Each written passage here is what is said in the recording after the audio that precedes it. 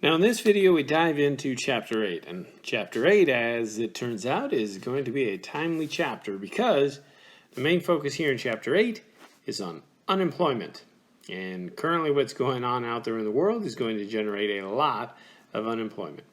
So let's dive into Chapter 8. So for our reading, Chapter 8, obviously, and there's really two things we're going to cover in this chapter. It's an easier chapter, it's shorter. We're going to talk about the business cycle, and then the labor market and unemployment. That's the primary focus here in Chapter 8, okay? But let's first dive into this idea of the business cycle, right? What do we mean? Well, when economists use the term the business cycle, that's just our fancy word, or fancy term, I should say, that really just represents, let me make sure I've got a decent color here, and that is not a decent color. Let's go to red. Business cycle is just the ups and downs in the economy over time, right? The economy does well for a while, then it might slip into a recession and do poorly for a while, and then it comes back up again, right? So most likely due to the outbreak of coronavirus and the fact that everything is shutting down, we are probably going to slip into a recession, and that's kind of part of the business cycle, okay? So a lot of the people who end up doing research in macroeconomics, they focus on in this area called the business cycle, okay? Now, the next slide here is meant to represent what the business cycle actually looks like over time, okay? So this graph here, which you're not going to have to reproduce this graph or anything like that, is designed to give you a feel for what the U.S. economy has done roughly since 1960, okay? And again, this graph will be similar for most European countries as well, right? Whether you're talking about Spain or France or Germany or Sweden. Now, Latvia, Poland, going to be a little different from the 60s to the 90s, right? That was the era when those two countries were dominated by the Soviet Union, so it's going to look a little bit different. But now that Latvia and Poland have more of a market-style westernized economy, their business cycle is going to look like a lot like this as well, okay? So what this graph is showing is it's showing the percentage change in economic activity each and every year, okay? So these little kind of horizontal bars that are kind of a light brown color, those represent periods of recession. And as you'll notice, right, when there is a period of recession, right here, and here, and here, and here, and here, and here, and then the financial crisis, and then once this graph gets updated, it's going to show us here with our recession, okay? Notice how the percentage change or economic activity dips down, okay? And it dips down below this line here. This line represents the long-term trend of U.S. economic growth. That is, if you look at the U.S. economy over time, you know, over the past 50 to 60 years, it has grown on average at about 2 to 3%, okay? The last 15, 20 years, it's been closer to 2%, okay? So that's what that brown line all the way across represents. It represents that average long-term growth of the U.S. economy. So when the economy is doing really well, like here, and here, right, and here, notice that it's well above that trend line. But when it falls into a recession, right, it goes well below the trend line. So this blue line, which represents the ups and downs of an economy, basically shows you what the business cycle looks like, right? The economy moves up and down all the time, okay? Now, in a stylized way, this next slide here just kind of shows you a simplified version of what it looks like, you know, in reality. That is, this blue line here represents that long-term trend. So we know with the U.S. economy, with the Spanish economy, right, with Chile's economy, with Poland, Latvia, Germany, France, Canada, Australia, New Zealand, right? economic growth slowly expands over time, right? So this blue line represents that long-term trend of what modern economies do. They continue to grow, they continue to get wealthier, they continue to get bigger, okay? But they never actually follow the blue line, right? The red line is what the economy actually does, right? So when we fall into a recession, which is what I have labeled here, that's when this red line starts to decline. That is, economic activity declines, right? Notice how it, and I'm going to switch colors so I can demonstrate this, right? This period here is known as a recession. Sometimes they would call it a trough, right? That is, economic activity is declining, right?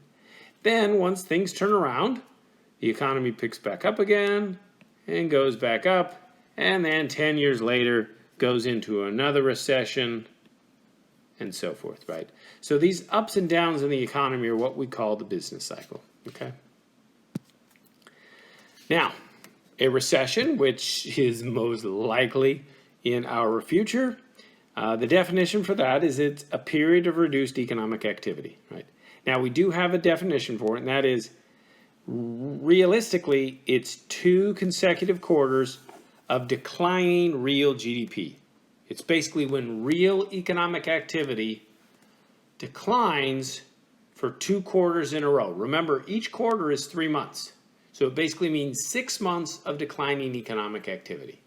So if this coronavirus does have the impact that many people think it will, it's possible that over the next 6 months, we might have declining economic activity. And if that were to occur, then by definition, we would have had a recession, okay?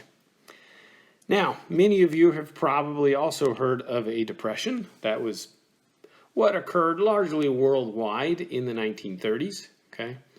We actually don't have a technical definition for a depression. We just call it a severe recession. It's one of those things you just hope it never occurs again, and you cross your fingers and hope we never get that again, right? You just hope you don't have to learn about it because, well, you guys should learn about it, but you just don't want to learn about it in real life, real hand. Apparently the English language is escaping me today, but you do not want to experience it in your life, right? So this is a period in world history where there's about 10 years of, drought, bankruptcies, bank runs, foreclosures, people losing homes. It was not a hopeful time, okay? So that's a recession and a depression, okay? Now, let's move into talking about the second aspect here, which is labor market and unemployment, okay? So as we think about economic activity and recessions and depressions and periods of booming economic activity, right, one of the ways we measure how the labor force or the workers like us are doing in the economy is that we put together these statistics, okay? So what we're going to go through next are these categories of people who are in the labor force or not in the labor force and so forth in terms of how we measure employment and the labor force, okay?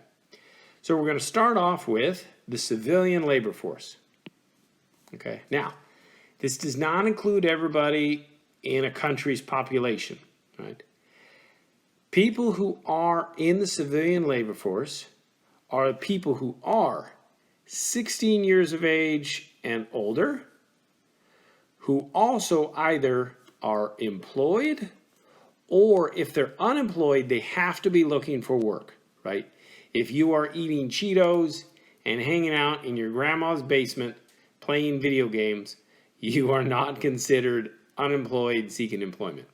Again, of course, if you're, apparently people can make careers now playing video games. So I guess there's an exception for everything. But to be considered in the civilian labor force, you have to be unemployed but actively looking for work, okay? And the way they count this is when you apply for unemployment benefits, which a lot of people are doing now. I just looked at the monthly applications for unemployment benefits. They now jumped up to 3.5 million. So it's a pretty significant increase. So we will see what happens in the next few weeks, okay? So what happens when you file for unemployment, you have to demonstrate that you have, sought jobs at different places. You have to show that you've had interviews and stuff like that. So you actually have to show that you're looking for work, okay? So if you're 16 years and older and you're either working or unemployed and looking for work, you are considered to be in the labor force. You are in the civilian labor force. You're considered part of our working population, okay? So those not in the labor force, well, there's quite a few of those, right? But these are going to be people who are over 16 years of age and not employed and or not looking for work, right?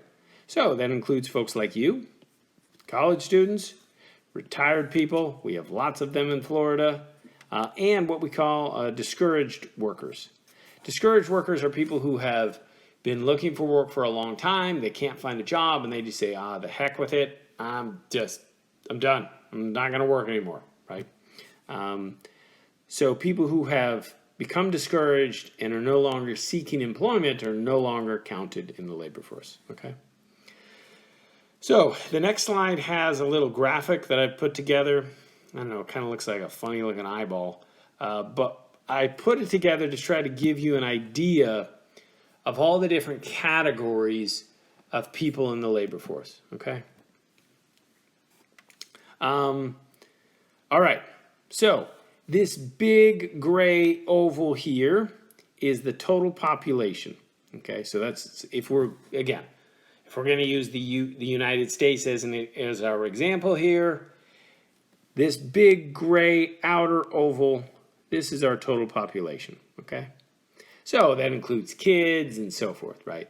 But we know that, 5-year-olds these days, because we have child labor laws, right? They don't get to work in the coal mines anymore, which is a shame. Think of all the character they would build. Just kidding, I am not.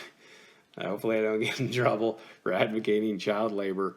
But we know there are large segments of the population that aren't considered part of the civilian labor force and part of the productive, economic activity, okay?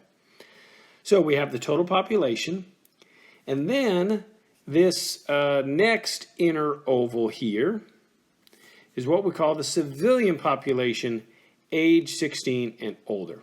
And let me explain what that means. That is, there are going to be a lot of people in our total population that we don't include in the civilian population, okay? The first group that we don't include are people in the military, right? They're doing kind of government type work, right? They're not working in supermarkets and, at Microsoft and Google and at finance firms, right? They're doing military work, right? So they're not included in these calculations of the employment or unemployment rates in the economy, okay? So the civilian population here excludes people in the military, right? And it's not like the people in the military are not doing work, right? They're doing lots of work. They're just not doing it in the civilian economy, right? They're fixing planes and flying planes and doing all kinds of other work that you would do in the military, but it's not in the civilian economy, okay? Now, the civilian population also excludes basically people who are in prison, right? So excludes prison populations, okay? Basically people who are incarcerated, okay? So the civilian population are basically those people 16 years of age and older who are not in the military or kind of incarcerated in some way, right? If you've been admitted into kind of a mental institution, I don't know if that's the right word anymore. Yeah, so but the place where if you've had some, behavioral problems and you get admitted into these institutions, you're also not counted in the civilian population, okay? All right, so the civilian population excludes military, excludes prisons, so forth. And again, it only includes people who are 16 years and older, right? So out here in our total population, we have people like kids, right? But again, kids aren't counted in these statistics, okay? All right, this next inner circle here, which has the lighter color, this is the one that we call the civilian labor force.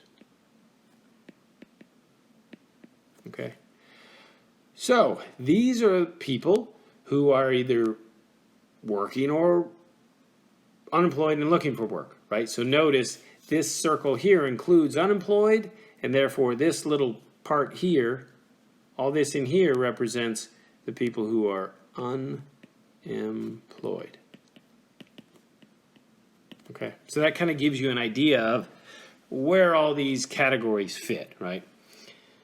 We have the total country population, but that includes kids and, right, people who are not of age to work, right? And then inside that, we have the civilian population. Well, what does that mean? That's basically people who are 16 years of age and older who could work if they wanted to, right? But maybe some of them don't. Maybe there's some, retired millionaires, or maybe there's some moms who want to stay home and take care of their kids, right? There's lots of reasons why people would not be in the labor force, okay? But again, the civilian population excludes those people who can't participate in civilian life, right? Military, they're off doing separate stuff. People in prison are excluded from civilian life and so forth, okay? And then the two inner circles here represent only those people that we consider to be adults in the civilian labor force. Those people who are either employed or unemployed and looking for work, okay? All right, so let's take a look at the way we calculate some of these statistics, okay? Well, the first one that everyone knows about is the unemployment rate, okay?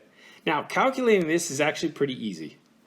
All it is just a ratio. It's calculated as the number of people that cannot find work but are looking, right? Again, to be considered unemployment, you have to not have work and be looking for work. And then you just divide it by the civilian labor force, right? So it's just number unemployed divided by the civilian labor force. That's it. So in a slide or two, we'll actually take some data and calculate this, but that's it. It's pretty easy, okay? So only, as I said before, only people in the civilian labor force are considered in the calculation of the unemployment rate, right? You have to be someone who's age 16 years or older, not in the military, not in prison, either employed or unemployed and looking for work, right? Only those people are counted, okay? So, what is the current unemployment rate in the United States today? Well, I'm not sure exactly right now, but in February, where we had the latest data, it was 3.5%. Now, as we get updated figures in the next month or two, that number is going to increase significantly. So just be aware that's coming in the future, that the unemployment rate is going to rise, okay? Now, let's talk about the next type of metric we would calculate, which is the labor force participation rate, right? This figure is designed to capture or tell us how many people in our civilian population are participating in the economy, right? We'd like to know this because if a lot of people are excluded from the economy, that might tell us we've got some problems, right? It might tell us that, hey, maybe there's some problems in our economy because a lot of people are somehow excluded from being able to work, okay? So we call this labor force participation rate. That is, how many people of our civilian population are participating in the labor force, are working, right, or unemployed and looking for work, okay? So again, it's also a pretty easy statistic to calculate. So we basically take the civilian labor force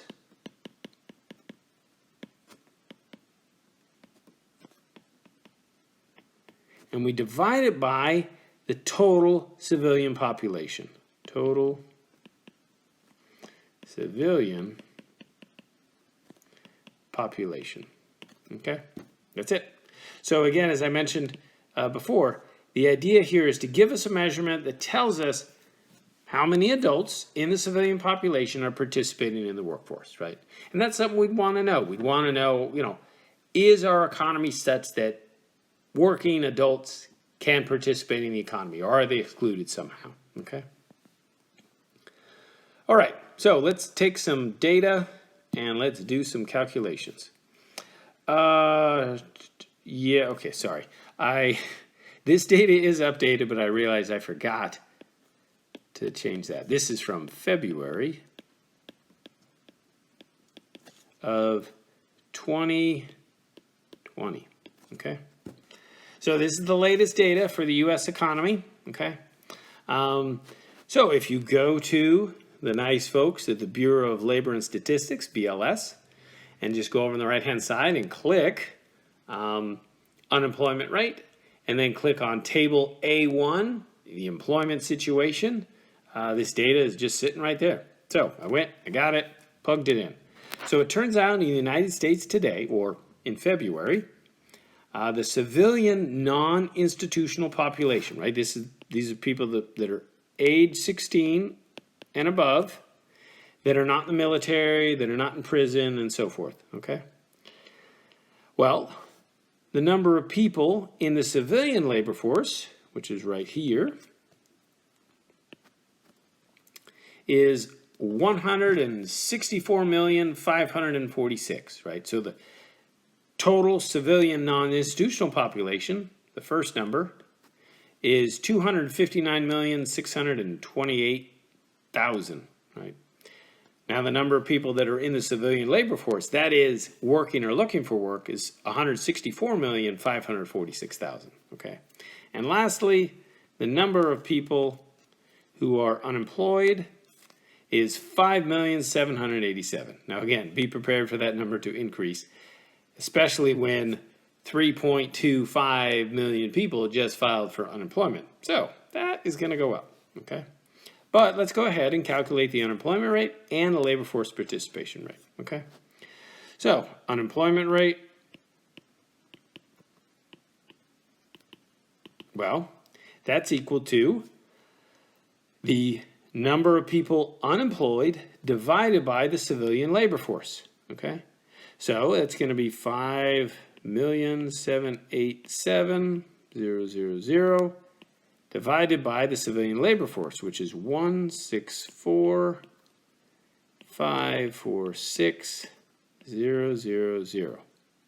Okay?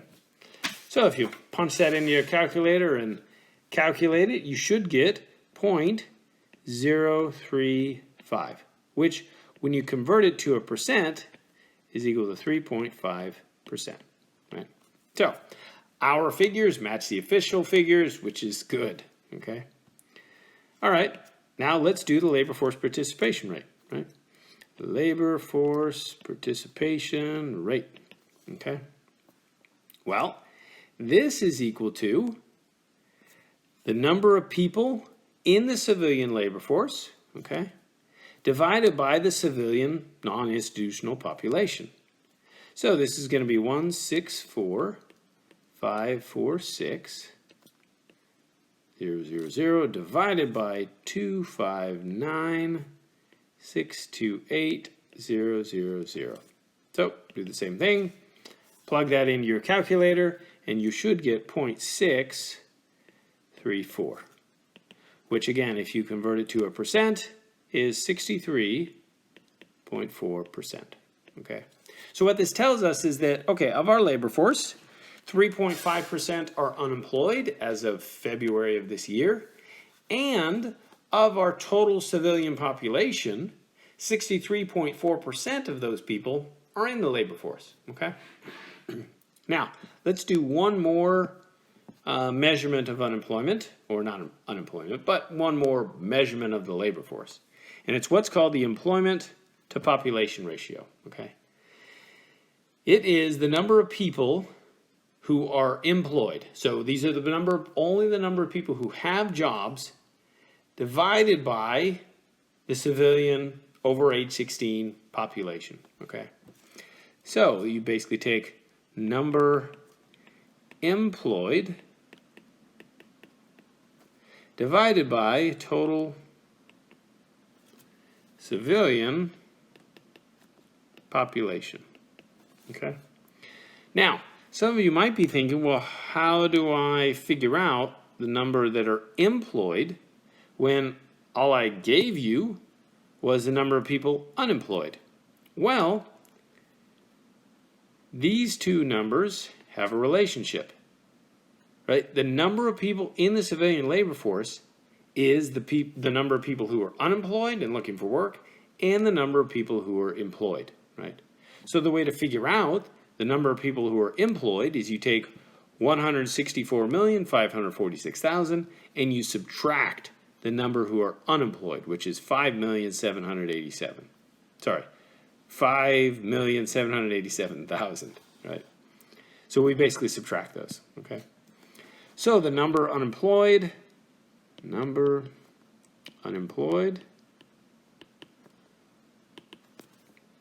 is equal to the civilian labor force, right? Which is 164,546,000 minus the number unemployed, which is 5,787,000. Okay? So if you subtract that, you should get 158,759,000. Okay? So now we can calculate the employment to population ratio. The number unemployed we just calculated. This is 158,759,000 divided by the total civilian population. Well, that's on the previous slide. Total non-institutional civilian population is this number right there, 259,628. So let's put that in, 259,628,000. Okay, so we will punch that into our calculator, and you should get 0.611, which again, as you convert to a percentage, is 61.1%. So what that means is that, okay, of our civilian population, 61.1% are working. They have jobs, okay? All right, that's the end of this video. The next video will wrap up unemployment by talking about the different types of unemployment.